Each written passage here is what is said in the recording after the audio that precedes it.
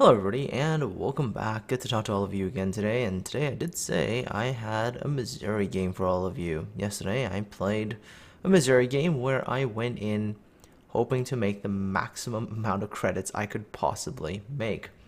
So I loaded up my Missouri with the Gamescom camo. I threw on 4 of the 5 economic flags for credit earning. I didn't go full out because at the end of the day I always take a look at my flags and I go, well, do I want a balance of survivability and combat effectiveness, and also do I want a combination of earnings, in this case credits. Usually I've got it set to like commander experience and things like that, just for elite commander exp, but for some reason this was one of those games where I'm like, wonder how much credits I can make in a game, and so off I went in the Missouri. And before I keep going, I know somebody is going to come out and say this. They're going to be like, Chase, you're playing a freaking Missouri. It doesn't count. And I can't change that. It wasn't my decision to remove the ship. Can't change it. I did it for fun just to see what the maximum potential earnings are. Look, if you went out and you played another one of the free XP ships and you loaded up with the Gamescom camo and the 4 credit earning flags, you're still gonna make a crap ton of credits. I know it's not the Missouri, but you're still gonna be able to make a lot of credits. Missouri was just to see where the craziness could go. And this battle, by the way, just sort of ahead of time, I have some really god-awful RNG in this game. You're gonna see this. Like, there's gonna be an engagement later where you're just gonna be like, what the hell is up with your RNG? I don't know. It was just one of those games. There were just times where I'm like, I can't hit anything. But I can't touch that Nelson for 8,400, almost 8,400 damage. I know, the exact number was like 8,392, I think. Anyways, I'm heading towards the combat area at sea, and I'm going to be fighting most of the battle on that side. A lot of enemy ships are actually over there, so I'm going to move my way over there and start fighting what I can. Now, there's a bit of a break here because I'm slowly moving into the actual combat area. Things are going to get intense in a little bit, but before I get there, and this is something that's not World of Warships related, sort of life related, and it's pretty important. Folks, if you're out there and you're feeling like sad or depressed, or you're very negative about things now, maybe like a negative outlook, you're too stressed, you're anxious about stuff, and you're just not in a good place mentally, take some time for yourselves. Like, I know the world's a crazy place, and I know with careers and jobs and things like that, we're all really busy, but at the end of the day, you gotta take some time and take care of your own mental health. Do what is necessary for you. And it does differ from person to person, right? If you have clinical depression, probably a good idea to go actually see a psychologist. If you're just feeling like there's too much stress, well, find ways to reduce it, right? And again, like I said, it's different for every person. Some people want to go maybe see their friends more. Maybe that's the way to go about it. For some people, it's spending more time with their families, and that might be the cure. Hell, for other people, it might just be a good idea to, get off the whole technology thing. Go read a book or something, Hey, books don't talk back. They don't give you crap. Play the average Warships game and, you kind of experience the chat abuse, right? I mean, get off video games maybe. Who knows? Find other means to relax the mind. Hell, I mean, sometimes I just go, you know what? I really don't want to deal with any of this stuff. And then I just get off of stuff. I just don't go on Facebook, don't go on Reddit, don't read the news. Just go back to listening to an audiobook or something. I mean, hell, as a content creator, you have to read your comment section, and then you realize that some days you really shouldn't. But no, I'm being really serious. Folks, at the end of the day, you matter. Your mental health matters. You really got to take care of you, because only by taking care of you can you actually take care of everything else. And that's all I'm going to say today. I'll probably elaborate on this, in another video, another day. But let's get back to this particular battle. So, finally have made my way over to the sea cap. Enemy team has some ships here. Frederick the Grosser in front of me. Cleveland in front of me, obviously shooting the Cleveland. Friedrich the Grosser is just not the best target, just because at that time it was kind of angled in. The only place I could really shoot at was the superstructure. So Cleveland comes out, shoot the Cleveland. But as you can tell, my dispersion is kind of, yeah. You'll notice like in this battle, I have very sort of erratic dispersion. Cleveland goes down. All right. Fire my salvo at the Friedrich the Grosser. He's starting to turn away, so he's trying to get away from me here. But if you can generally hit into that superstructure area, even when they're angled, you can still do decent damage. So there we go, 3 penetrations, get about 10,000 damage. Anyhow, that Friedrich the Grosser has now officially turned away. So in front of me, I've got Nagato at 18.7 kilometers away. I've got another Friedrich the Grosser, 18.675, I don't know. Somewhere around there, 18 kilometers away from me. Although the Friedrich, that one is a full broadside. Fire salvo number 1. Okay, the salvo is actually nice. I did have like a couple of salvos that I thought looked okay. This one's alright. And not the world's best aimed salvo. The other Friedrich over there was actually going kind of slow if you actually looked at the smoke coming out. I was already leading really kind of a little bit only, but I needed to be even less. That Friedrich is now going to speed up. I'm going to try to choose which target to shoot at. I'm like, okay, well, the Friedrich is still the bigger threat. Nagato I can deal with. So continue to focus my fire onto that Friedrich here. So the salvo going in. And there, 14,000 damage. Not too bad. I still have a friendly Missouri on my side. Enemy team has quite a few ships here. There's a Shiratsuyu in this area as well. There's a North Carolina coming in as well, along with these 2 Friedrichs and this Nagato. So really, I'm fighting 5-on-2, essentially. I have another ship that's coming over to help. It's a Colorado, not the world's fastest ship. It's probably going to take him a while to actually get over here. Another 13,000 damage onto that Friedrich.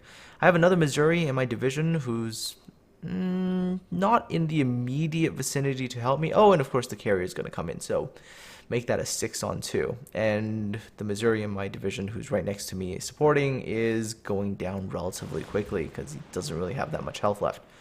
Alright, so in this particular case, enemy Essex is coming in with 3 squadrons of bombers. I'm going to focus, obviously, my attention on the torpedo bombers because I really don't want to get torped.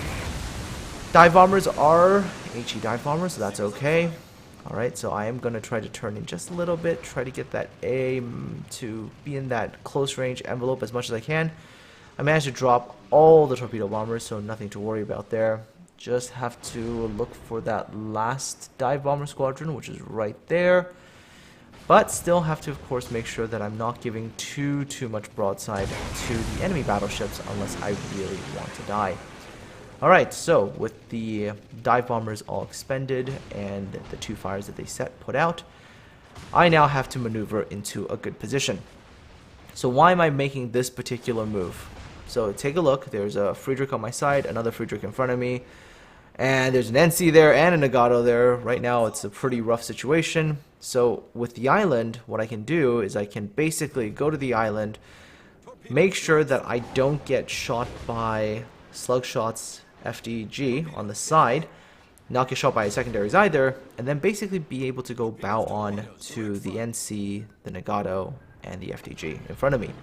And by doing so, I'm able to limit the amount of damage that they're going to be able to do to me. And of course, as long as I stop here and use this island, I should be okay. Alright, this Shiratsuyu in front of me. Yeah, I know. Just sometimes the shots from this Missouri in this battle is just like, okay, that's alright. Enemy NC is coming towards me, but as you can tell, being in this sort of bow-on position, his AP shells aren't really doing all that much. Ow, that salvo did actually hurt, as it did land on my superstructure. By the way, I was talking about my dispersion. Watch this, full broadside NC, and like, where the hell did my shells go? Like, come on, right? Like, full broadside. I should have been able to like delete them, but nope. And by the way, that is not the first time that that's gonna happen. Wait till you see the next one. It's gonna be even more frustrating. Alright, backing up a little bit, trying to get my guns turned so I can engage slugshot again. I do want to try to get rid of that FDG. He's on my side. Not the best kind of thing, but he is low, so I can take the shot. It's mostly because my other Missouri did a drive-by with him, so he did take some damage. Get my guns over there, but alright. Yeah, the Colorado finally made it, so that's good. Alright. So I see the enemy North Carolina is making a turn in again. Of course, I am wary that there's still a destroyer in this area, so I do have to be careful about where I'm going. Take a look. Nagato running away. Yeah, the Shiratsuyu is going away too, so that's good. And the FTG is going away. So North Carolina is the target I have to focus on right now. North Carolina is giving another kind of broadside, and okay, you know, that's not bad damage-wise. Didn't get any citadels, but the NC was turning in a little bit more, and I did aim just a tiny little bit high, so I'm okay with that. 10,000 damage is fine. With the North Carolina now coming towards me, and it looks like the Nagato is going away from me, the Shiratsuyu is going away from me, this has become a one-on-one fight, and I should be able to win as long as I play it correctly. So what I'm trying to do is go bow in, keep the North Carolina bow in, and if the North Carolina makes a move, I'm going to slide the other direction and try to execute a drive-by essentially to see what happens. And if I don't execute the drive-by correctly, then I'm going to continue to sail straight away, so maintain a good angle, and then as the NC is starting to make a turn around, I will try to engage him with my guns, staying angled, but getting damage. Alright, first things first though, shoot the Nagato. Nagato is giving me a much better target to shoot at, so shoot at the Nagato first. And then when things start to get a little bit dicey, like I get the salvo off, that's good, 10,000 damage. But I am kind of broadside to the Nagato, so now is the time to start, like, moving. Definitely gonna start moving here. Alright, NC shot another salvo at me. Should be able to take another parting salvo here at the... Alright, only rear turret is fine too. Get a parting salvo off at the Nagato. Okay, NC looks like he's going to try to oblige me here in a close range fight. That's good. Get my forward guns turned around, see if I can get him into a position where he shows me a little bit more side and I can hit him again. But the NC, yeah, this NC player did actually try his best to stay angled and actually make things kind of frustrating for me. So, hey, at least props to him for that. Alright, so as you can tell, the NC is now turned a little bit more towards the other side. Turned a little bit, maybe a little bit too much even. So I'm going to continue to go this way. Alright, I'm trying to accelerate now. Try to get a situation where the NC mistimes the approach.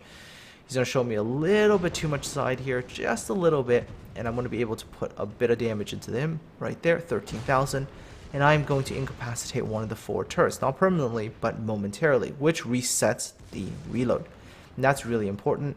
However, I did blow the salvo, which means that drive-by I can't execute anymore as my guns are not going to be reloaded in time.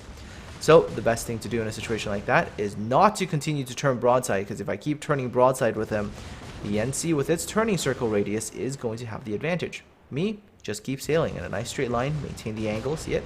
He gets in that position, can't shoot me. And even if he does, no damage, because I'm very, very angled. I can turn around, and you can see now, as I'm turning around, look at where the NC is. Totally at a disadvantage now. Full broadside, right?